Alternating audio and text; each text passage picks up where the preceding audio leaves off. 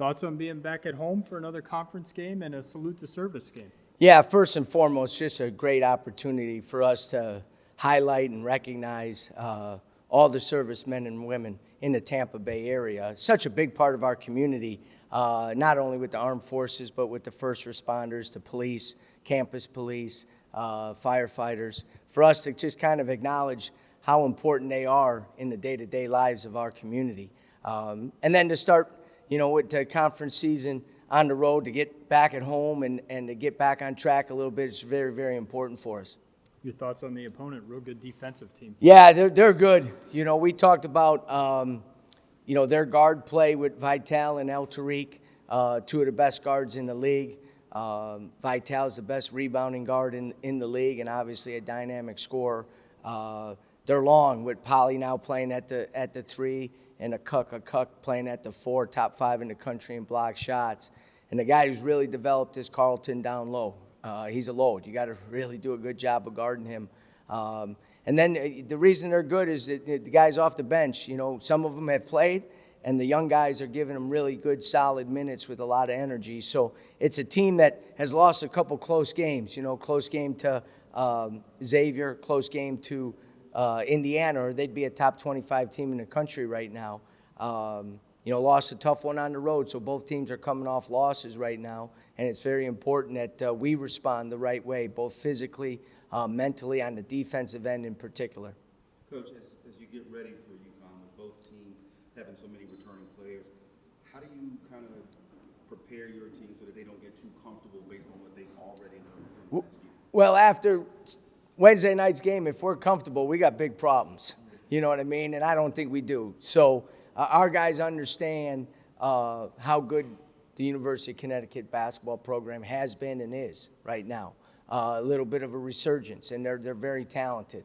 And they play hard, and they play physical. And they're coming off a loss, too, where I know Danny pretty well. He wasn't happy with that performance, as I wasn't, obviously. So I think both teams' level of competitiveness will be at a very, very high level. You're fighting the injury bug. Had some players play hurt down in SMU, and then Jameer injured his knee. Yeah. Hopefully that was just jumper's knee or something. Can you update us? Yeah, he was moving around pretty good today, so we averted a critical situation because it looked worse, during the game and afterwards. But he's responded pretty well and was moving pretty good today. He's probably out for a little bit, but it's not nearly as serious as we first thought. The other guys are dramatically improving. They're healthy, but whenever you miss a week, or in Rayshon's case, almost 2 full weeks now, almost going on the 3rd week, it still takes time to get the rhythm back. I thought you saw a little bit of that the other night, and hopefully tomorrow it will be closer to guys who are playing not only 100%, but back on track and back to where they were before the injuries. Barring any late drama, this is going to be UConn's last trip to the Yuengling Center as a member of the American. What are your thoughts on their move back to the East? Well, I think everybody's disappointed that we're losing them. I think also everybody understands, why UConn would do that. They have such a rich tradition against those teams in the Big East. I don't think it was a slight on our league whatsoever, because I think every coach and every player in our league would say, okay, let's go against any of those teams. But I just think geographically and tradition-wise, that's, why they did it. And our league is going to, continue. You look at the top 5, 6, 7 teams in our league, and the reason our league's so good now is because teams like us are dramatically improved. Tulane, East Carolina, all those teams. The middle teams have gotten better. The top teams are still really, really good. And the lower tier teams have made big strides over the last 24 months or so. Coach, what's your general assessment of where your team is now at this point in the season? I think we're still a work in progress. There's no doubt about it. We're not as good defensively as I would like. We're probably better rebounding-wise than I thought we'd be with the loss of some of the players that we've had. We're just... one of the things when you have to make changes and guys are put into new roles and new positions, and you got to change some schematics of what you do, there's some inconsistency. Less than 2 weeks ago, we battled two top 25 teams on neutral sites and competed very, very well in both those games. We need to get back to that type of not only demeanor when we step onto the court, but for the entire 40 minutes. So I think we're much improved, but we got to keep making strides as this rest of the season moves on. Through the first 13 games of last year, scoring 75 a game. This year, it's down 64 or something like that. I know the competition's a lot different. But what are maybe some other factors that are, contributing to that? Well, I think two things. I think number one, we're not as good defensively.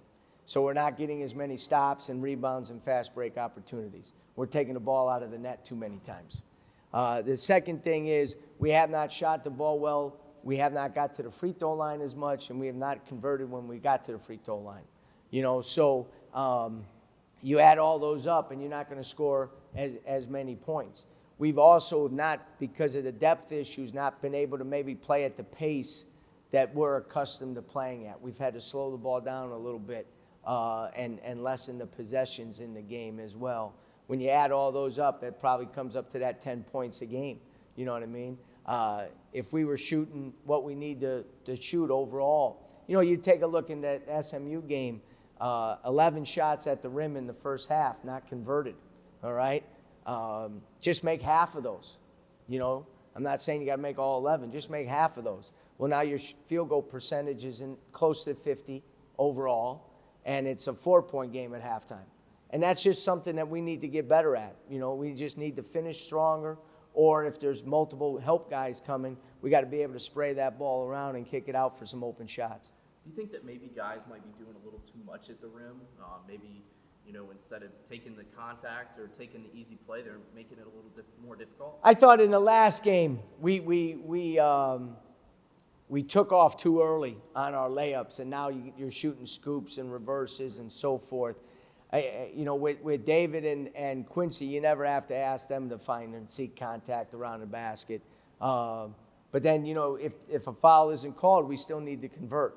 And that's one of the, the challenges in that. But we have to finish the ball, bigs and guards, around the basket more efficiently. Coach, every game is important, of course, but with conference play now starting, do you see the guys, maybe ratchet up a little bit or get a little more amped? Here's the first conference. Yeah. The last 2 days, after the disappointment on the other night, our guys are laser focused right now, and we need to go out there and play that way. One of the greatest challenges for a coach is trying to figure out the minds of 18 to 22-year-olds, 13 of them, you know what I mean? But our guys understand the importance of every single game within our league, in terms of us taking another step as a program in terms of the competitiveness we want to play at. So obviously these games, the intensity level is, even as good a schedule as we played in the non-conference, it gets to a different level, no doubt about it. And where do you see that your team has come from, and what steps do you still see that you have to go? Overall as a program, dramatic steps, and with that come expectations, and then with some of the challenges that we face, you got to deal with some of the lack of success with those expectations. But as I said all the time, our program, in terms of the core values, what we stand for, never changes. It's to get better every single day. It's to be a better player and a better man and a better student today than you were yesterday. And if we continue to do that, then the wins are going to come. It's just a natural progression.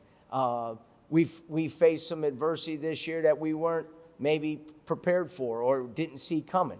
And now you need to respond. We always talk about you can't always control the circumstances, but you control your response to those circumstances. And in some situations, we've responded well. In others, we haven't. So we need to make sure that we understand that that's on us, and we need to continue to improve.